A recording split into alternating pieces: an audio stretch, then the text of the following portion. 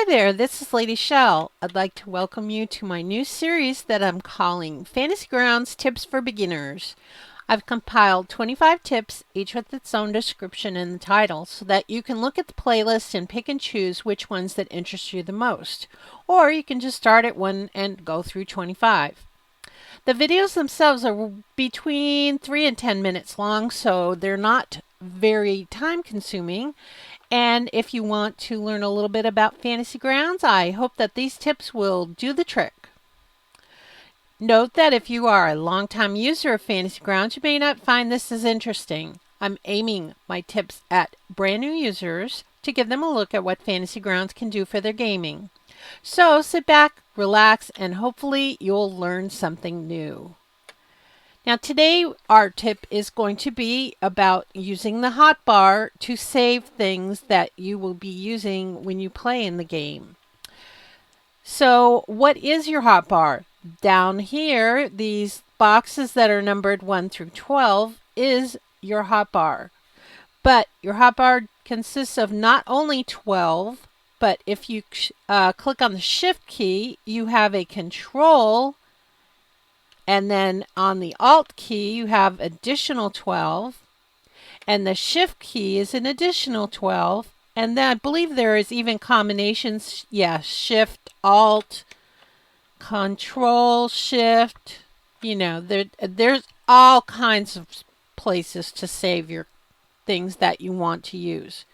Now, during a game, some of the most common things that you'll probably want to save is your initiative. Now, I'm going to have to import a character because I don't have any characters on my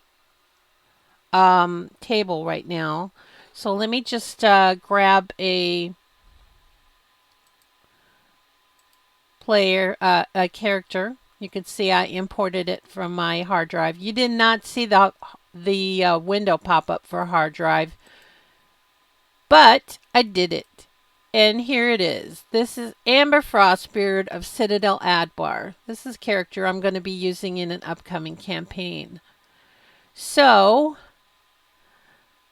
let's stretch this out and make it look like an actual table ready for a game. Now, I've got my character sheet, and some of the things that I would want to save is my initiative. So the initiative can be found in the center of the sheet under INIT, minus +1. So if I left click on this number 1 in here, you can see a die comes up. And if I go and put it in box number 3, there is my initiative.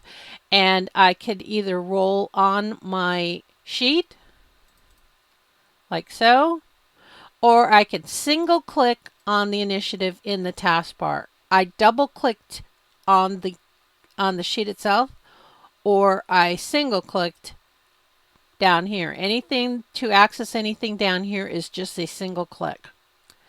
Another thing that you will want to do, I'm going to have to put some characters on the combat tracker to show you.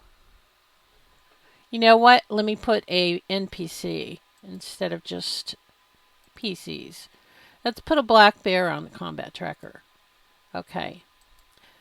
So we have 2 things on the combat tracker. I did not put a picture on my sheet, so there. Now it looks a little better. When you're playing in the game, and this is the D&D 5e rule set, you will have an initiative. You roll your initiative like so, and let's have the black bear roll the initiative. Now, I am not covering this as a tip.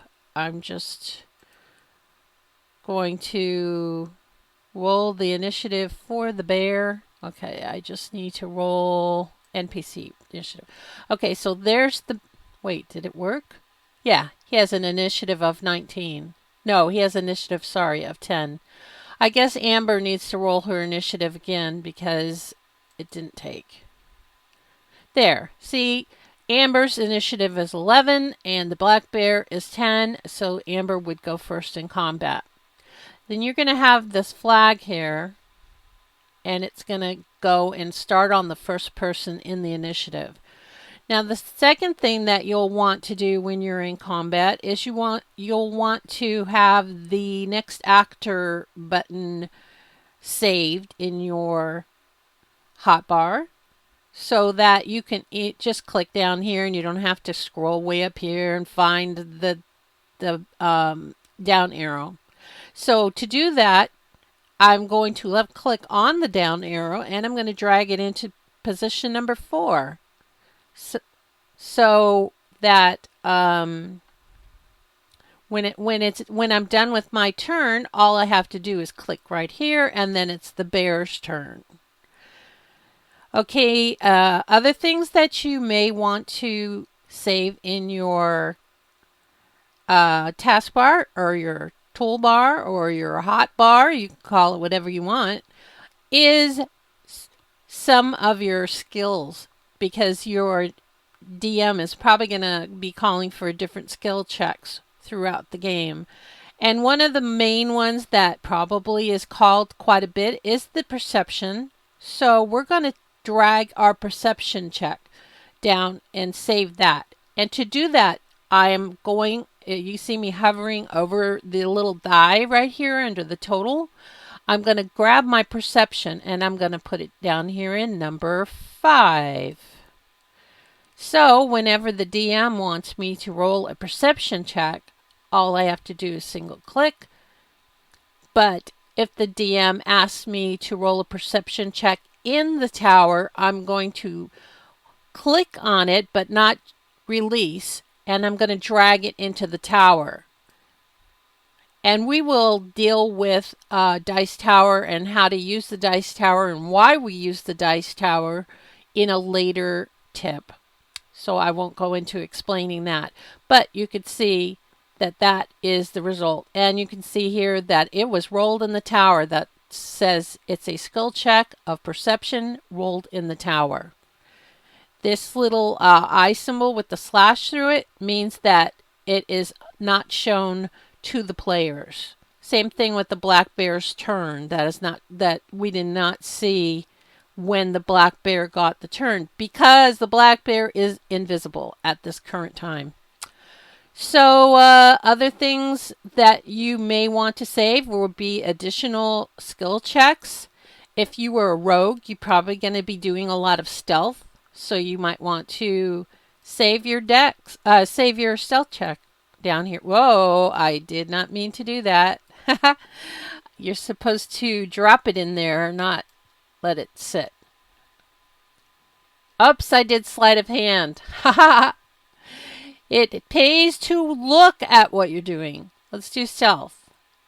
If you were a rogue, you'd probably use a lot of sleight of hand too, so that would be handy. Amber is a cleric, so she probably is not going to use that. She may be doing history checks though, so let's save our history skill. So that is some of the things that you can save into your hotbar. Other things that you may want to save is maybe there's something in the player's handbook that you're going to be referring to, but you don't want to have to keep opening the library, opening the core rules, and finding what you need to find. So if you wanted to, say you wanted to have access to your class, I could take and save this down there. Now, anything that you save, you're going to be dragging from the shield. So I left click on the shield and then I drag it down here. And then anytime that I want to refer to anything to do with the cleric, I can click on that and I get my cleric class up and I can read whatever I need to read, like maybe spells or when I get certain spells, whatever I wanted to look up. So that is the end of this tip. You can save just about anything in the toolbar. And again, you don't have to use just the single 12, you can have additional spaces with the Control, the Alt, or a combination of various different keys. So I hope that you found this tip helpful. I hope that you will continue to watch the rest of the tips in this series. If you have any comments, please leave them below. And thank you for watching. Bye-bye.